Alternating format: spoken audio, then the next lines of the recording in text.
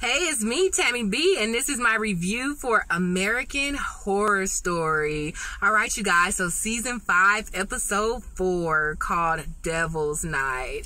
And my battery is so low, I hope I make it through, you guys. So let's just jump right into it. You know, American Horror Story is kind of hard to review. I usually have like a page and a half of notes, but surprisingly, I didn't have that many. So let's go ahead and get into it, you guys.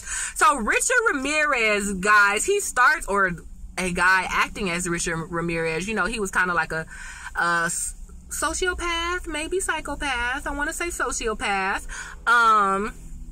You know, who killed a lot of people. So it shows him checking into the hotel for Devil's Night. So that's when we find out Devil's Night is kind of the same thing as Halloween. And even though usually at this hotel, the only dead people and vampires lurking around are people who live there or died there. But Halloween, I guess that opens up the dead world or whatever, and the real devilish people come to Hotel Cortez to kind of like celebrate Halloween. I guess it's like a dinner party put together by James Marsh, the guy who built the hotel. So tonight is Devil's Night, and he is the first guest, you guys. They make a reference about Charles Manson, like, is he coming? And then they were like, oh, he not dead yet, or something like that. So I remember mentioning that week before last, like how I was here for some of the modern mentions. This episode was a few too many for me, but I still thought it was cool, you know. So boom, y'all. So John is in his room. He talking to his daughter. His daughter at grandma's house ever since the little episode with her seeing the brother and the mama crying. The grandma took her to Disneyland, so she just living regular life. John calling to take her trick-or-treating, and she like, I'm good. I'ma just chill with grandma. So he like, all right. Next thing you know, he looking at the wall. His wall start bleeding, y'all. Just blood start peeling down the wall. So he go out in the hallway to find out what's going on, and then he comes across Miss Evers. Miss Evers is all clean in blood, all crazy like she normally do. So he asked Miss Evers like, what's up? And she was like, yeah, don't worry about it. This would happen on Halloween all the time, yada yada yada. And he like, what's wrong with you? And she was like, oh, I lost my son on this day, so this day is hard for me. And he was like, oh, you lost a son? I lost a son too. I know what you're going through. And she was like, yeah, I know you, John. You know, my name is Miss Evers. I think her first name is Helen. I always knew we was kindred spirits. And I'm like, why is she saying that? Because she know the son is here, or they never did a scene with her and the vampire kid, so maybe she don't know, or maybe because she did, maybe she could just sense that they both lost a child. I don't know. So Miss Evers goes into the story about how she lost her child. That was good, because I was kind of wanting to know a little bit about Miss Evers. I still want to know more, because it doesn't touch on like, why is she still at the hotel?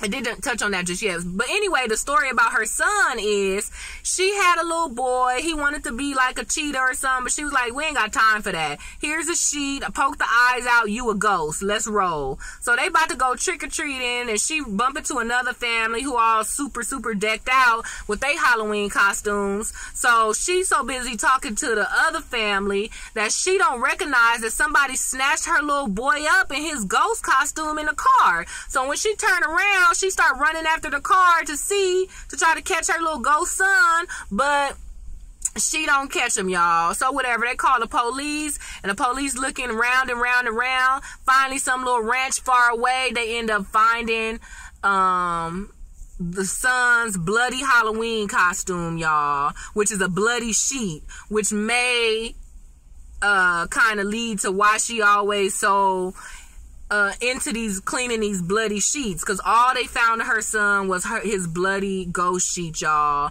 So apparently that man used to kidnap a bunch of kids, and I guess he like beat them up or burned their body and sprinkled their bones somewhere. So technically she has no real proof of what happened to her son, but that's the story. Basically, she lost her son on Halloween and ain't seen him since, y'all.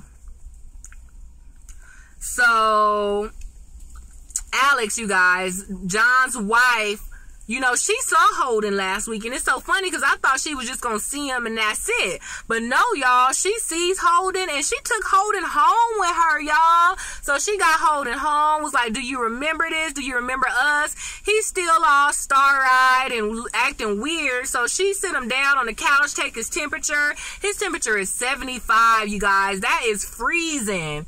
Regular body temperature is what, 92? So he almost 20 below what you supposed to be. And she asked, are you cold? And she like, no. He like, no. Holden was like, no. But he was like, oh, he give her a hug, you guys. And you know, I thought Holden was gonna try to bite his own mama neck, because he sure tried to bite the sister last week or week before last, right?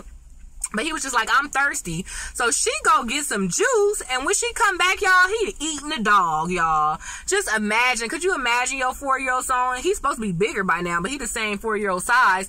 Eating your dog. So she grabbed him like, Holden, what's wrong with you? I was like, I don't know what I would have done if I came home and my son was eating a dog. Like, just to say, what's wrong with you? And she just looked at him, and like, she didn't even like try to make him throw up or wipe his mouth off with all that dog blood on him. Like, I was like, she is real calm. But you know, if you ain't seen who you thought was lost, let alone dead son, I guess you wouldn't be too bad on him either. But I was like, geez. But he was like, I don't feel good. I want my mommy. She was like, I'm right here. And he was like, no, my other mommy. I would have been like, you ain't got no other mama. But whatever. She took him back to the hotel, y'all. And when she went back to the hotel, he just ran to get in his coffin. So she saw that. She was just like, I was like, this mom is acting too calm. But I don't know. Maybe since her husband a detective, she been around some crazy stuff. But y'all, she was acting so calm. But all right. So then Lady Gaga comes to her and was like, hey, I know you've been longing for your son. She was like, yeah, I thought he was dead. And she was like, I know, Lady Gaga. Okay, the Countess or whatever. And she was like, how about I give you what he got so y'all could be together? And she was like, what do I have to do? And she was like, total surrender. But Alex pulled a gun on the Countess, was like, I don't know what you playing around with, but I'm gonna kill you if you don't give me your son back or make my son back regular. And the Countess was like, it's too late. And she kind of explained it technically. I didn't really write it down, but, you know, basically explained it medically, like what a vampire is and how it's irreversible and stuff like that. But, you know, Alex was not here for it, and she was about to, like, shoot her, but then Tristan came in and just socked her, y'all. He straight knocked that woman in the mouth, and she fell on the floor, y'all. I was like, dang, y'all some mean vampires. But hey, I guess that's worse than killing her. But the Countess was like, go on, let her go. She'll be back because she loved his son too much. So Alex run out, y'all. So John, after he had that whole little deal with Miss Evers, he went back to his job to look it up. And our boo, Malik Yoba, tell him like, oh yeah, I heard about that ranch. They changed the name. That's probably why you can't find it. So, John ends up looking it up, finding out some more details about the murder, and he kind of shook about it, or he do see it's true, and whatever. He go back to the hotel, so he goes straight to the bar, y'all, and our fabulously dressed bartender, that guy, I need to find out what brand he be wearing, like those robes he be wearing. And I remember one scene when he was walking John to his room, that robe he had on was bomb, and then whatever dress he had on just now, that was cute too. So his fashions are so on point.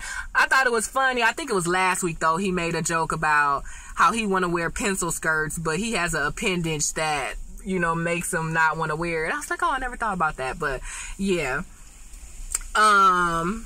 So that was that, you guys. So he goes to the bartender, and the bartender know he ain't supposed to be drinking, so he started pouring him a ginger ale, and John was like, well, my wife claimed I ain't got a drinking problem. I just got a control problem. I stopped drinking when my son got kidnapped, but since I never had a drinking problem, I'm gonna go ahead and pour me a double martini. So he was like, that's right. So anyway, then this lady come in, you guys, and her name is Eileen, y'all. And she's a famous killer in real life too. I want to say Winehouse. So we'll just call her Eileen the Killer Lady for now, y'all. So Eileen the Killer Lady starts talking, telling her story. Then John realizes, like, oh, you that lady who was like the little hooker from Florida who killing people, but you tripping, you lying, like she dead or whatever. And he was like, you don't know what you're talking about, and he drunk or whatever. So she like, let me show you a good time. Take him upstairs to a hotel room, and the bartender tell him like, oh, I need to find out the bartender, his name, you guys. And the only thing I didn't realize, like, I still don't know if he dead or not. So I can't wait to find out the bartender's name. And then like, if so clearly I wasn't sure if he was like transgender, but when I looked up the title, it referred to him as a cross-dresser. So if he's so mad about his penis, I figure if he dead, he could just like cut it off, or maybe have the vampires do something so he don't have it no more if he don't want it, you know. So I gotta look up his character name, but he does a really good job. The actor does a really good job with the role. And so the bartender guy tell him like, you too drunk to recognize how ugly she is. And John was like, at this point, I don't care, because ain't no telling how long he didn't have sex with his wife. They on the verge of divorce, right?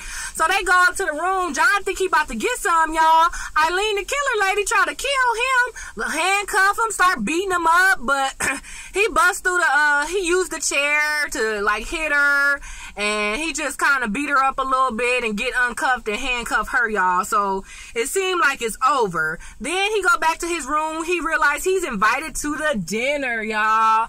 Or no, he goes back to the bartender. He had the bartender at the front desk now, and he was like, you tripping. Ain't no need to call the police. Ain't nobody gonna be there. It's Devil's Night, so just fall back.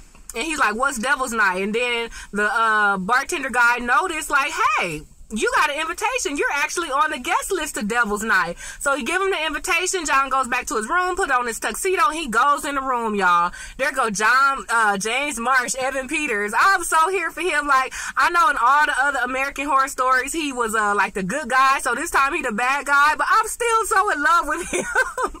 So John Marsh kind of invite everybody, y'all. So it's all these killers, y'all. Gacy, Jeffrey Dahmer, the Eileen girl, and it's some other person, you guys. So this dinner is for basically the guests who are not killed in Hotel Cortez, but who are major serial killers. So this is another example of how they're pulling real life people. You know, Jeffrey Dahmer, we all heard about him. I don't remember everybody's story, but even Gacy, you know, he was some little worker guy who had like 30 dead bodies in his ceiling and all this stuff, you guys. So these people are all major American serial killers, and they're invited to the dinner. So the story's supposed to be is at one point in their life, they all came to Hotel Cortez, and that's supposedly why they ended up the way they did, being a serial killer. Some of them was killers already, but spending the night at the hotel made them better killers. Or some of them, like Gacy, I think he said he just came to LA to have a good time, and then after he spent the night at the hotel, like, he just started killing people or something like that. So basically they all telling their stories of why they kill, how they start killing, how many people they didn't kill, their whole story. But it was all real life stuff, you guys. So even though it was a little bit too much as far as all the modern people, I thought it would be cool if maybe one or two was maybe some of the regular hotel people, and then maybe one or two real people killers. But whatever, it was still good. So they just all telling their story, or whatever. And then here comes Sally, y'all. She find a John outside, and she bring him up, and they all like collectively kill him. I guess that's what they do on Halloween. Sally brings somebody for them to kill, and that's her pardon, I guess. I guess she wants to be alive at the hotel, because she was like, by bringing this guy here, do this, give me my 1-year immunity. And James Marsh was like, as always. So I don't know what that meant, but then they all collectively kill him. And they didn't strap John down because he wasn't here for it. He wasn't feeling it. He just did not really participate. As a matter of fact, he pulled out his gun while handcuffed stuff and shot Jeffrey Dahmer or whatever. And Jeffrey Dahmer, of course, it didn't faze him. He was like, when you gonna realize we all dead? Like, fall back or whatever. So John, and even James Marsh was like, well, John, I thought you would enjoy this because you're a detective. You've been looking at this stuff, but clearly you're not enjoying it. So, you know, whatever. I guess it ain't going as good as you thought or whatever. So they all kill the John that Sally brought, and it's just going on and on and on, you guys. So John eventually just wakes up screaming and huffing and puffing, you guys. And Sally is there with him. And Sally's like, what's wrong? And she was like, they're killing him. What happened to that guy you just brought in? And Sally was like, you tripping. You was drunk at the bar. Then, oh, they drank absinthe, y'all. And I just want to try that. I know it was banned, but from my understanding, they lifted the ban in like 08, 07. So you can get it here somewhere. It don't say absinthe on the bottle anymore. And you can't on the label, like the FDA regulated what could be on the label. It doesn't say that it's a hallucinogenic. It can't just say absinthe only, or absinthe can't be the brand. So I'm a little bit familiar with it, but I don't know where to get it. And I would try it. If I'm not mistaken, it's 63% alcohol. So I know that sounds so luscious, lush-like, I guess. But I don't want to try it to like, I just want to like sample it. You know, I don't want that to be my new drink or nothing like that. But you know, it supposedly killed a whole bunch of people in France, so I really ain't trying to try it all like that. But I'll take a little shot or a little sip. So anyway, she was like, you know, you've been on absinthe, that's a hallucinogenic. But that's so funny. It's like she telling him, oh, you tripping about the killer part, but he drunk the absinthe at the party with the killer part, so how is he tripping? But whatever, she calmed him down, and she say something like, I'm here to protect you. I'm the only person on your side. So I'm like, I wonder what that means, you know? Is she his little ghost guardian angel or whatever? So Alex come back, y'all. She didn't thought about it. She missed her son. Remember, she said her son was her one true love. Her first daughter, she didn't love that much. And truth be told, her husband, she never loved that much. So now that she know Holden is alive, she go back to take Lady Gaga up on her offer, y'all. So Alex comes back to drink the blood out of the Countess' titty, y'all. So after she drink the blood, she low-key pass out. And that's it, you guys. So I guess she gonna wake back up a vampire. And I'm just like, no. I mean, I get it to be with your son, but I'm like, all of this is going on right under John Lowe's nose. Like, he really don't want to divorce his wife. He trying to figure out this murder stuff. And on the side, his wife is right in the hotel with him, and he don't even know, becoming a vampire. I don't know. I really hope John Lowe wins, because he seems like a good guy. I hope he get his whole family back, you guys.